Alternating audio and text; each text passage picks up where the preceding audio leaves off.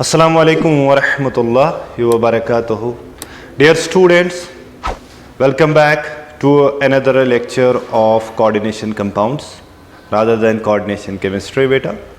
आज के लेक्चर में हम बेटा बात करेंगे a very important topic in coordination chemistry and that is called बेटा bonding in coordination compounds. Previous lecture में हमने आइसोमेरिज्म को कंप्लीट किया है और आज के लेक्चर में हम बेटा देखेंगे कि जो कोऑर्डिनेट कॉम्प्लेक्सेस है हमारे पास यानी कि कोऑर्डिनेशन कंपाउंड्स जो है हमारे पास उनमें किन प्रकार की बॉन्डिंग्स होती है. ठीक है, उनकी बॉन्डिंग को एक्सप्लेन करने के लिए बहुत सारी थ्योरीज दी गई है और उन थ्योरीज में से हमें 3 थ्योरीज पढ़नी है. यहाँ पर एक थ्योरी है बेटा वर्नर्स थ्योरी और दूसरी थ्योरी जो है बेटा वर्नर्स थ्योरी और दूसरी जो है दैट इज़ व्हाट बेटा that is VBT valence bond theory और तीसरी जो है दैट इज़ कॉल्ड बेटा सीएफटी क्रिस्टल फील्ड थ्योरी. ये 3 थ्योरीज हमें डिस्कस करनी है पूरे लेक्चर्स में. इसमें 2, 3, 4 लेक्चर लग जाएंगे और इनमें एग्जाम्पल्स भी हम देख लेंगे. और ये जो टॉपिक है हमारा ये बहुत ही इम्पॉर्टेंट है for competitive exams that is NEET और जेई के लिए ये बहुत ही ज़्यादा इम्पॉर्टेंट है बेटा.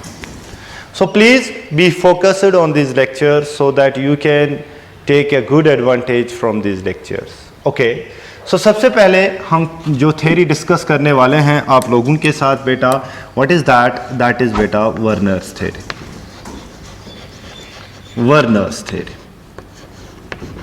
ये जो वर्नर्स थ्योरी है बेटा this is the first attempt to show the bonding in coordination compounds and this was done by Alfred Werner. ये जो थ्योरी है बेटा ये एल्फ्रेड वर्नर ने दी है इन 1893. बाद में इस पे नोबेल प्राइज़ भी मिला इसको कि इसने जो वर्क की थी कोऑर्डिनेशन कंपाउंड्स पे कोबाल्ट कॉम्प्लेक्सेस उसने लिए थे और उन पे जो काम किया था और एक थ्योरी दी थी तो उस पे उसको नोबेल प्राइज़ भी मिल गया था. ओके, सो ये जो थ्योरी है what are the main points of this theory यानी कि ये थ्योरी हमें समझाती क्या है बेटा. सबसे पहला पॉइंट जो है वो क्या है, जो मेन पॉइंट्स इस थ्योरी के है, पहला पॉइंट यही है कि जो कोई भी मेटल किसी कोऑर्डिनेशन कंपाउंड में होता है उसके पास 2 प्रकार की वैलेंसीज होती है. सो वी कैन सिंपली से the metal in a coordination complex in a coordination complex has 2 types of valencies. 2 types of valencies. So आप याद रखेंगे कि कोई भी कॉम्प्लेक्स अगर आप ले रहे हैं तो उसमें जो सेंट्रल मेटल एटम होगा उसके 2 प्रकार की वैलेंसीज होंगी. ये किसका कहना है, ये वर्नर्स थ्योरी का कहना है कि हर किसी मेटल जो किसी भी कोऑर्डिनेशन कॉम्प्लेक्स में होगा उसके 2 टाइप्स ऑफ वैलेंसीज होते हैं. पहली वैलेंसी जो है उसको हम कहते हैं बेटा फर्स्ट वैलेंसी जो है that is called primary valency और दूसरी जो है उसको हम कहते हैं बेटा secondary valency. So first one is primary valency and second one is what beta secondary valency.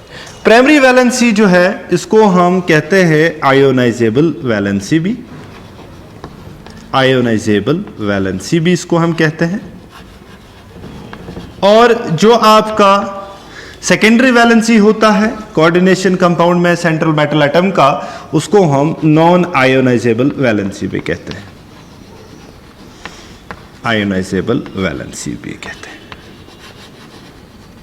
इस सेकेंडरी वैलेंसी को हम मॉडर्न टर्मिनोलॉजी में जो आज की टर्मिनोलॉजी है कोऑर्डिनेशन कंपाउंड्स की इसको हम कहते हैं कोऑर्डिनेशन नंबर.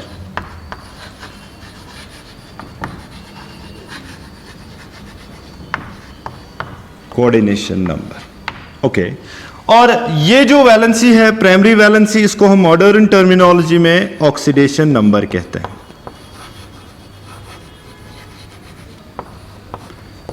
सो फिर से मैं रिपीट कर रहा हूं बेटा, आपके पास जो भी कोई कॉम्प्लेक्स होगा वर्नर्स थ्योरी के हिसाब से, अगर आप उसकी बॉन्डिंग देखना चाहते हैं तो आप सिंपली कहेंगे जो भी उसमें सेंट्रल एटम होगा उसके पास दो टाइप्स ऑफ वैलेंसीज होती है।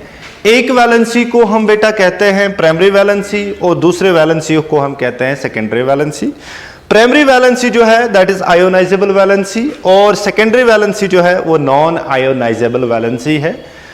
प्राइमरी वैलेंसी को हम मॉडर्न टर्मिनोलॉजी में ऑक्सीडेशन नंबर कहते हैं और सेकेंडरी वैलेंसी को हम मॉडर्न टर्मिनोलॉजी में बेटा कौन सा नंबर कहते हैं, हम उसको कोऑर्डिनेशन नंबर कहते हैं। ओके बेटा, चलिए ये जो प्राइमरी वैलेंसी होती है बेटा याद रख लीजिएगा आप इस बात को, the primary valency is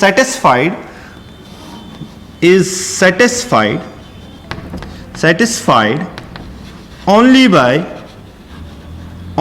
by negative charge. जो आपकी प्राइमरी वैलेंसी होती है बेटा कॉम्प्लेक्सेस में वो खाली सेटिस्फाई हो जाएगी, यानी कि उसको फुलफिल करने के लिए खाली आपके पास एनायंस आएंगे, यानी कि आप नेगेटिवली चार्जेड स्पीशीज को ले लेंगे और वो किसको सेटिस्फाई करेंगे बेटा, primary valency of the central atom को।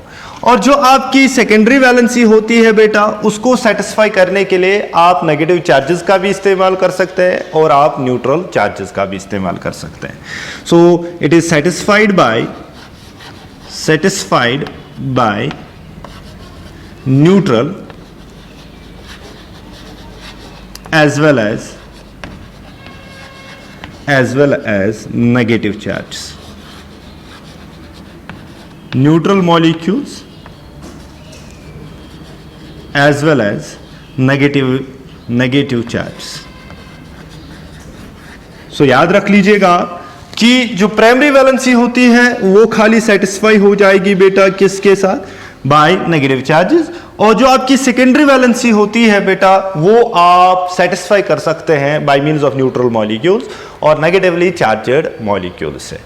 जब हम ड्रा करेंगे सेकेंडरी वैलेंसी को, secondary valency is drawn by solid lines, और जो आपका प्राइमरी वैलेंसी होता है बेटा वो आप ड्रा कर सकते हैं drawn by dashed lines.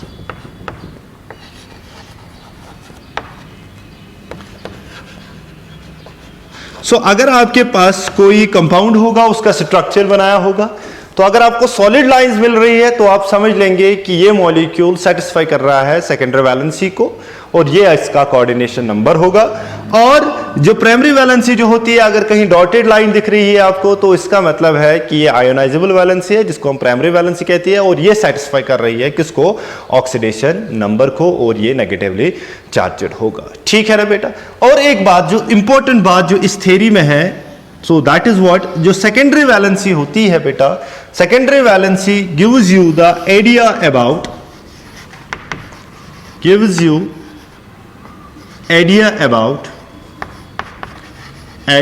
about number of ligands।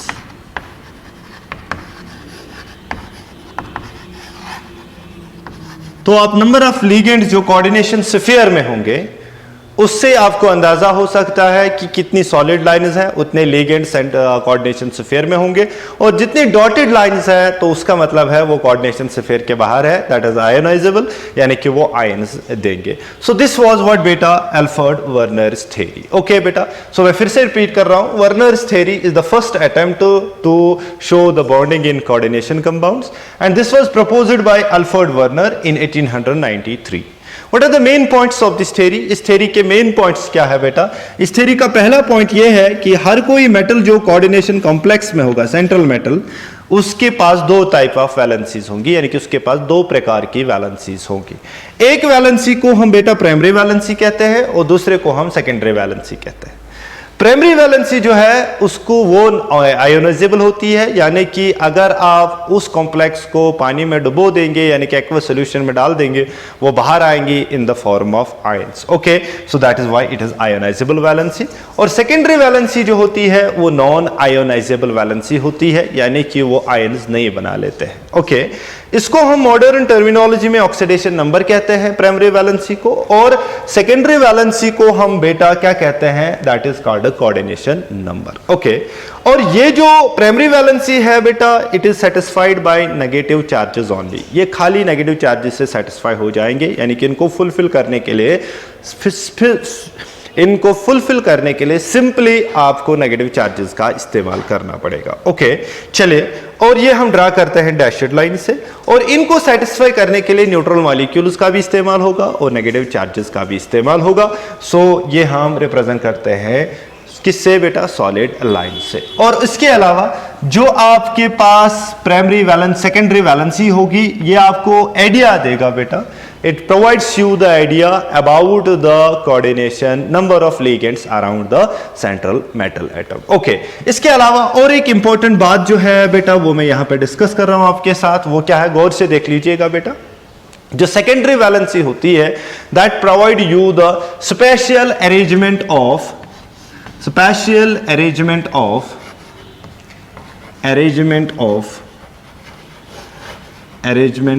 ligands। ये आपको जो स्पेस अरेंजमेंट लिगेंड्स का है अराउंड द सेंट्रल एटम, इससे आपको आइडिया मिलेगा, जिसको आप टर्मिनोलॉजी में कहते हैं coordination polyhedra. So secondary valencies provide you the idea about the coordination polyhedra, और इससे आप सिंपली ये कह सकते हैं कि हम इससे ज्योमेट्री निकाल सकते हैं, यानी कि what will be the probable geometry of the complex, वो आप निकाल सकते हैं। So secondary valency provides us the idea about the geometry of the complexes, या जिसे आप कोऑर्डिनेशन पॉलीहेड्रा कहते हैं, या जिसे आप special arrangement of ligands around the central atom in space कह सकते हैं बेटा। ओके जरा इसको हम शो करें, इसको हम कैसे ड्रा कर सकते हैं। देखिए, अगर हमारे पास एक कॉम्प्लेक्स है बेटा, इस प्रकार का कॉम्प्लेक्स है, गौर से देख लीजिएगा बेटा इसको। अगर हमारे पास कॉम्प्लेक्स है COCl3 डॉट 6 टाइम्स वाटर, ठीक है, ये आपका एक कॉम्प्लेक्स है बेटा, और आपको कहा जाएगा what will be the structure of this coordination complex. Okay इसको स्ट्रक्चर निकालने के लिए हमें क्या करना पड़ेगा, हम इसको रिएक्ट करा देंगे, react with the very important thing. जो क्वेश्चंस आ सकते हैं आपके जेईई में, वो इस प्रकार के क्वेश्चंस आ सकते हैं कि आपको इसका स्ट्रक्चर बताना है कि हमारे पास X कोई कंपाउंड है, कॉम्प्लेक्स है, तो वो इसके साथ रिएक्ट होता है, तो यहां पर जितने मोल्स ऑफ ये बनते हैं, तो आप बताइए इसकी what will be the structure of this. Okay so ये रिएक्ट करा देंगे हम AgNO3 के साथ, सिल्वर नाइट्रेट के साथ। जब हम सिल्वर नाइट्रेट के साथ रिएक्ट कराते हैं, तो हमें यहां पर मिलता है 3 moles of silver chloride, we get 3 molecules of what beta silver chloride। आपको बताना है what will be the probable structure of this complex। okay so क्या करेंगे आपने 3 मोल्स इसके लिए, तो आपको 3 मोल्स ये बन गया, तो इसका मतलब है जब ये 3 मोल्स आप ये ले लेंगे, तो इसका मतलब आपको 3 Ag पॉजिटिव मिलेंगे और आपको 3 NO3 नेगेटिव आयंस मिलेंगे। ठीक है, तो यहां पर Cl जो है, Cl आयंस की फॉर्म है, तभी तो उसके साथ रिएक्ट कर रहा है, तो यहां पर 3 टाइम्स Cl नेगेटिव जो है वो इसके साथ रिएक्ट कर रहा है, तभी तो बन रहा है 3 टाइम्स व्हाट बेटा AgCl। तो इसका मतलब यही हुआ कि ये जो Cl3 नेगेटिव है, दीज आर आयोनाइजेबल। तो ये आयोनाइजेबल अगर है, तो ये कोऑर्डिनेशन स्फीयर के बाहर होंगे। तो हम इसका स्ट्रक्चर जो है वो इस प्रकार से ड्रा करेंगे। So it will be CO, it will be NH3 whole 6। Okay so it will be like this, it will be Cl3। so this will be the most probable structure of this complex। okay अगर हम इसको according to Werner's theory draw करेंगे, तो इसका structure किस प्रकार का बनेगा बेटा, जरा देखिएगा। आपका सेंट्रल एटम जो है, यानी कि सेंट्रल मेटल जो है, वो दैट इज कोबाल्ट, तो आप लिगेंड्स दिखाएंगे अमोनिया, दैट इज NH3, आपका NH3, आपका NH3, आपका NH3, आपका NH3 और आपका NH3। तो आप 6 NH3 इसके सराउंड्स में दिखाएंगे। तो ये अंदर है कोऑर्डिनेशन स्फीयर के अंदर, तो that means they are secondary valency. तो आप इनको सॉलिड लाइन से दिखाएंगे ऐसे बेटा, ये होगा इसका ये वाला, ओके। अब इसके अलावा इसके साथ और 3 क्लोरीन एटम्स अटैच है, लेकिन वो आयोनाइजेबल है। तो यहां पर क्लोरीन है Cl और आपका यहां पर Cl है, ठीक। तो आप इसको किससे दिखाएंगे बेटा, आप इसको डैशड लाइन से दिखाएंगे। So this will be the most probable geometry of this complex, okay. इसी प्रकार के अगर क्वेश्चंस मैं आपसे पूछ लूं इस प्रकार के, सपोज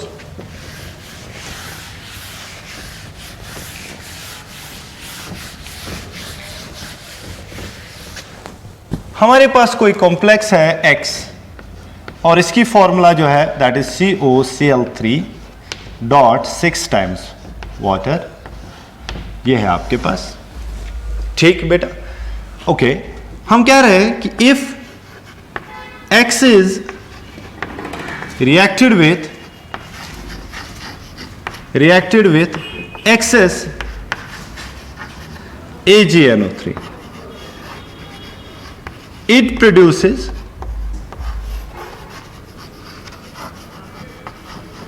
2 moles of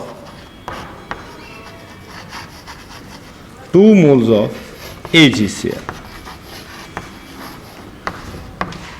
ये आपके पास क्वेश्चन है, आपको इस X का स्ट्रक्चर बताना है। तो क्या करेंगे आप ले रहे हैं COCl3 डॉट 6 टाइम्स वाटर, आप इसको रिएक्ट करा रहे हैं AgNO3 के साथ, लेकिन ये AgNO3 जो है ये आपका एक्सेस में है। जब एक्सेस में है तो ये रिएक्ट कर रहा है, रिएक्ट करके ये क्या बना रहा है, ये बना रहा है 2 टाइम्स AgCl। तो आप बता दीजिए व्हाट विल बी दैट। तो इसका मतलब क्या हुआ, तो यहां से 2 Ag पॉजिटिव आए हैं और यहां से 2 क्लोरीन नेगेटिव आए हैं। तो 2 क्लोरीन नेगेटिव आयन जो है वो तो आयोनाइजेशन स्फीयर में होंगे, तभी तो आयोनाइज हो चुके होंगे। तो मैं इसका स्ट्रक्चर बनाने की कोशिश करूंगा, वो ये होगा CONH2O होल 6। वाटर कोई बाहर नहीं आ रहा है, लेकिन Cl एक अंदर ही रह चुका है, तो बाहर खाली 2 Cl आए। तो this will be the most probable structure of this is the correct answer to this question, okay. So अगर इसका आपको डायग्राम बनानी हो, यानी कि ज्योमेट्री बनानी हो, स्ट्रक्चर बनाना हो, तो आपका कोबाल्ट होगा, आपका वाटर होगा, वाटर आपने लिया, वाटर वाटर वाटर वाटर और आपका वाटर, ठीक है। तो आप सॉलिड लाइन से दिखाएंगे क्योंकि इनमें से कोई वाटर मॉलिक्यूल बाहर नहीं आया है। इसके अलावा एक क्लोरीन भी है, 3 क्लोरीन है, तो ये एक क्लोरीन, ये दूसरा क्लोरीन और ये आपका तीसरा क्लोरीन, ठीक है, ओके। तो इसको आप डैशड से दिखाएंगे।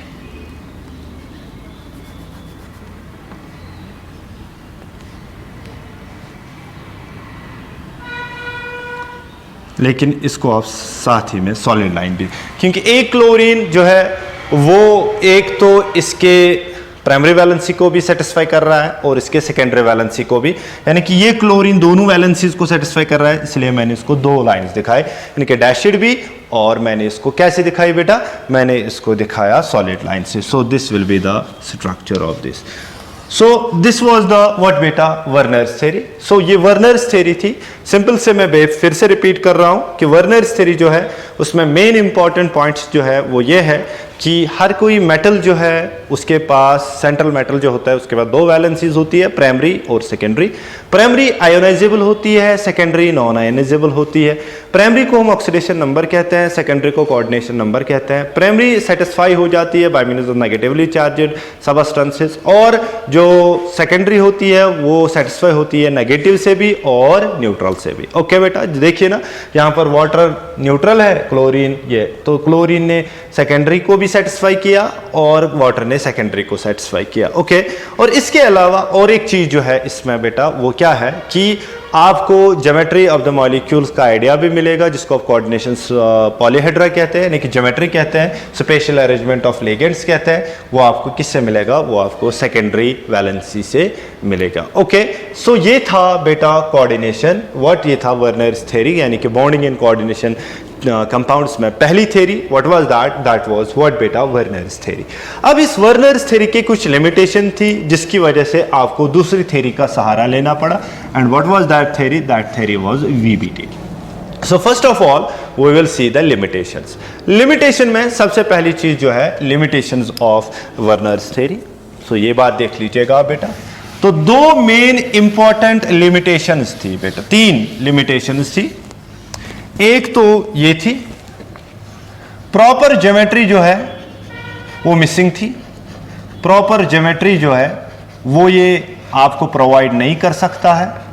दूसरी बात, ये आपको कलर ऑफ कॉम्प्लेक्सेस प्रोवाइड नहीं कर सकता, does not explain the colour of complexes, why complexes show colour. और तीसरी बात जो है वो ये है कि मैग्नेटिक प्रॉपर्टीज को ये एक्सप्लेन नहीं कर सकता है कि अगर आपके पास कोई कॉम्प्लेक्स है, अगर वो डायमैग्नेटिक है वो क्यों डायमैग्नेटिक है, अगर कोई पैरामैग्नेटिक है वो क्यों पैरामैग्नेटिक है। सो ये तीन चीजों को एक्सप्लेन नहीं कर पाया, तो इस थ्योरी को रिजेक्ट किया गया, यानी कि इसको मॉडिफाई करने की जरूरत पड़ी। And that modification was called as VBT. And in next lecture we are going for VBT इंशाल्लाह। ओके, अल्लाह हाफिज, अस्सलामु अलैकुम व रहमतुल्लाह।